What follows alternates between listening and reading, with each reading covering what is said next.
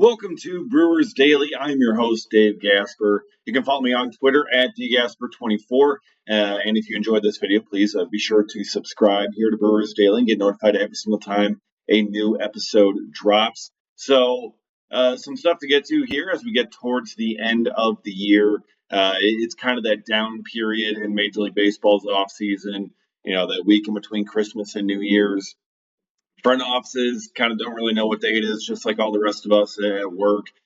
There's not a ton getting done. This is a time for some guys, take a couple of days off, enjoy some vacation, because when you're working in a major league front office, you don't really get a ton of that. So they're going to take a little bit of that opportunity here. So, but that doesn't mean that there aren't still some things percolating around the league here. We're still seeing some things get done. We saw an extension get done for Tyler Soderstrom out with the don't call them Oakland, don't call them Las Vegas yet, can't call them Sacramento Athletics. They were able to get a deal done on Christmas Day. Great Christmas gift for them. With Tyler Soderstrom, we're going to get into that a little bit and how it could pertain to the Brewers here, and what they should be doing with extensions, and also how this Brewers payroll is currently shaping up. But what I want to get to here, because there is a little bit going on in the free agent market. We're seeing some of the international guys. Their posting windows are coming close to an end. Kazuma Okamoto is the next one who's going to be ending soon on January 4th. But also, kind of in that similar vein there at third base, because Okamoto's a third baseman. So is Yoan Moncada. And Moncada's a guy who the Brewers have some familiarity with. I mean, he spent a couple years in Chicago with the White Sox. But then he spent, last year with the Los Angeles Angels. And Moncada, he's had some injury history, which has certainly brought down his value a little bit. But he signed for a relatively bargain salary last season. And even with some injuries, he still performed pretty well. And it seems like he's getting some interest here on the free agent market. So we had a report from Francis Romero from baseballfr.com, a very well-connected Latin American reporter, especially with guys from the Dominican Republic, very well-connected with his sources. So he puts out there on Yoan Moncada that several teams have reached out and showed early interest in Moncada, including the Angels, again, the Pittsburgh Pirates, the Chicago White Sox, and the Toronto Blue Jays. So you've got three bottom feeders in there, plus the American League champions in the Blue Jays. The Brewers were not mentioned in that group, which could mean one of two things. It could mean that the Brewers just simply are not interested in Yoan Moncada, which is very possible, or it could mean that the Brewers, are still kind of around there, but they're not publicly connected because, let's be honest, when are the Brewers ever publicly connected to any of these available free agents? When does that ever happen? When do we see these reports of like, oh, this free agent out here is receiving interest from this team, the Milwaukee Brewers, this team, and this team? Like, you never see it. You never see it happen. So just because the Brewers aren't connected on this public report to being interested in a free agent does not mean necessarily that they're not interested. They could be not interested. They very well could be like, you know what, we're fine with Caleb Durbin. We're not looking necessarily for a veteran addition like Moncada to help out there at third base. But if there's a spot to look on this infield, on this team, for them to make a free agent addition, I think a veteran utility infielder, perhaps with some third base experience, would be the spot to look.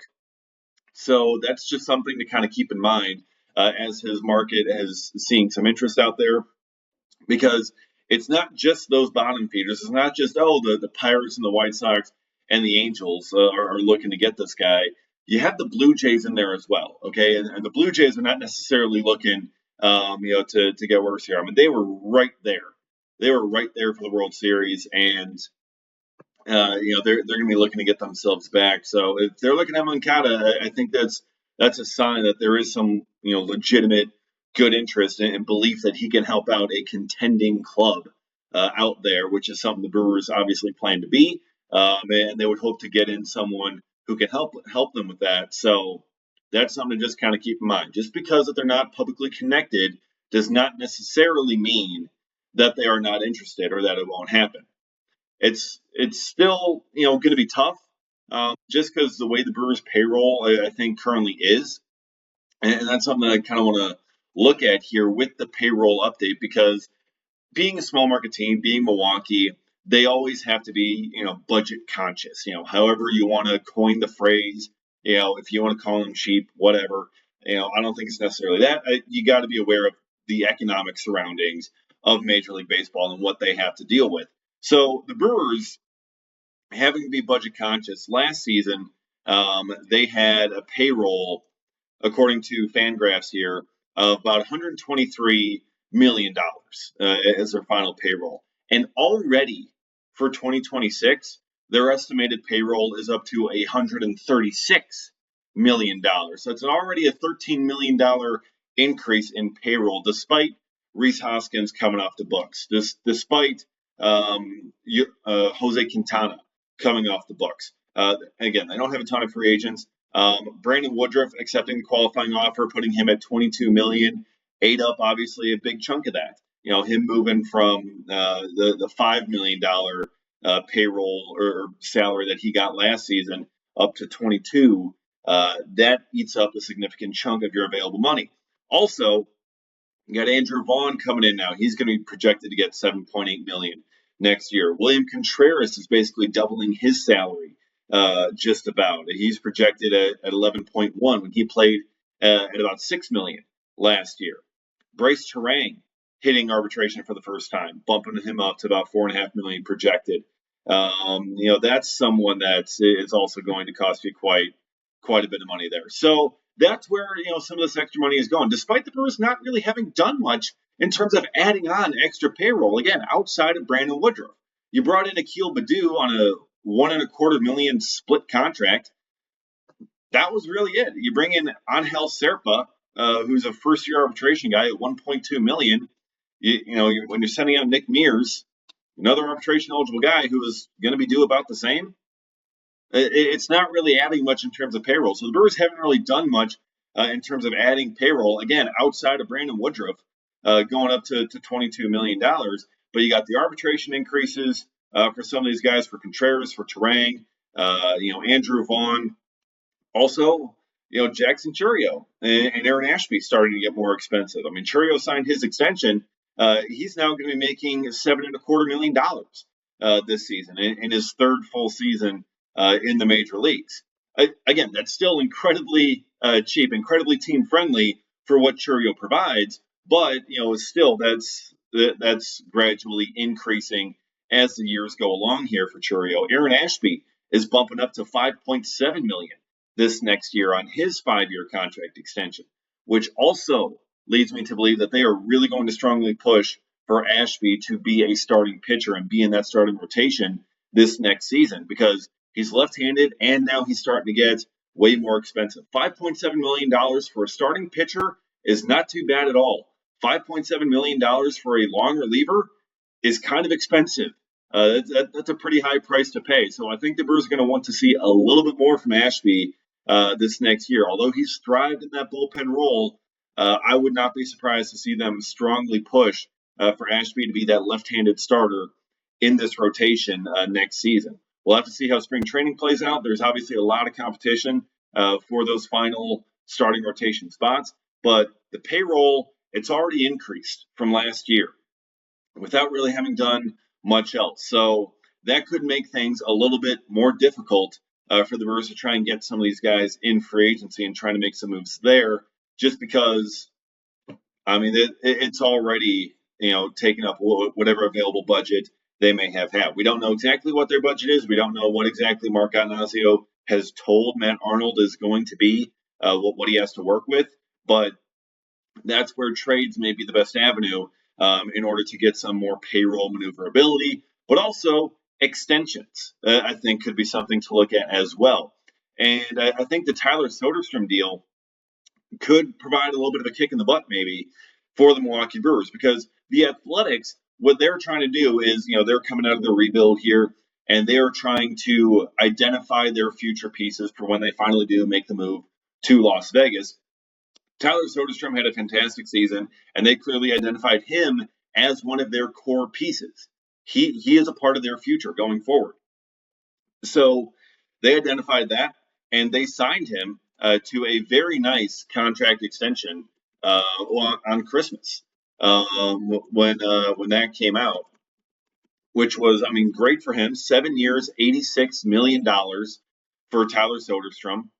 You get him long term. You get him for a couple years past, when he was supposed to hit free agency, because he just finished his third year at the big league level. So you buy out a couple of free agent years. You get him on a fairly team friendly kind of deal, but also one that sets him up very well for the rest of his life. And this is something that I think the Brewers really need to strongly consider when it comes to their extension candidates. I've talked about them on previous episodes here on Brewers Daily. William Contreras would be someone who would make a ton of sense to extend, to sign to a long-term deal, 5-6 years, whatever it is that you want to go with. Sal Frelick makes a ton of sense. Tyler Soderstrom, I mean, he's playing outfield. Sal Frelick, he plays outfield. I think he's someone who would also make an absolute ton of sense for the Brewers to lock up long term before, again, the price tag gets a little bit too high when it comes to free agency or whatever it is. You identify this guy as a piece of your future, as a core part of your roster. Lock him up to a long term deal. That's how the Brewers are going to remain successful going forward. That's why they did that with Christian Yelich. They did that with Jackson Chourio. They've done that with, Freddie Peralta, Aaron Ashby, so many guys. They have signed to those deals because they identified them as a core piece of their future. And this next group, Contreras absolutely is a candidate for that. Frelick, a candidate for that. Bryce Terang, also a candidate for that. I mean, he's entering arbitration here, projected about $4.5 million for this next season. And with the way that he's trending, especially offensively, with that power surge, you may be best suited to lock him in now while you still can. Because if he truly does become that regular, 20, 25, 30 home run a season threat that they think he can turn into with that power, then you've got a much larger price tag for him. So that'd be another area for the Brewers to look to sign someone to a long-term extension.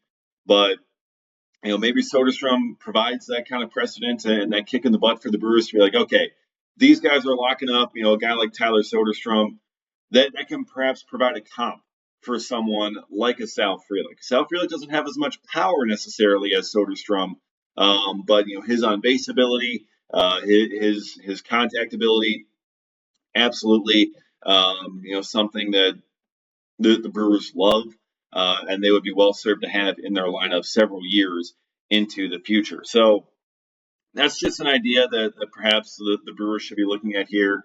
Not necessarily today, not necessarily tomorrow, but as time goes along here. Sal Frelick not quite arbitration eligible yet.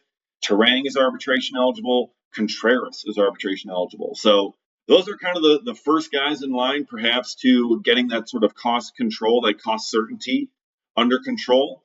Frelick would be next after that, but also Frelick, I think, might make the most sense for them to extend, just in terms of roster construction, what they're looking at going forward, what they have in terms of replacements coming up behind them. Because Brewers don't really have a ready-made right field replacement for Frelick, but they may have a ready-made one at catcher in Jefferson Caro coming up. They may have a ready-made one at second base in Luis Pena. Or Jesus Made, or Cooper Pratt. Any one of those shortstop prospects could end up moving over there, depending on who wins the actual shortstop job long term.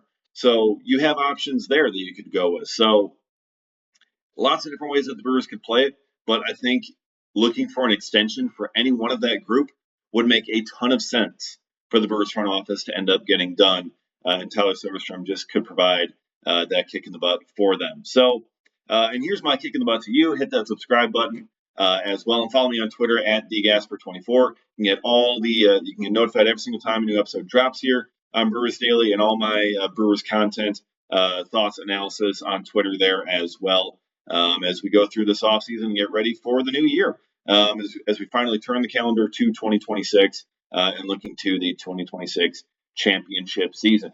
And so hopefully it'll be a lot of fun, and hopefully we'll get some news soon on what the Brewers are doing. So stay tuned for that, and we'll see you next time for another episode of Brewers Daily.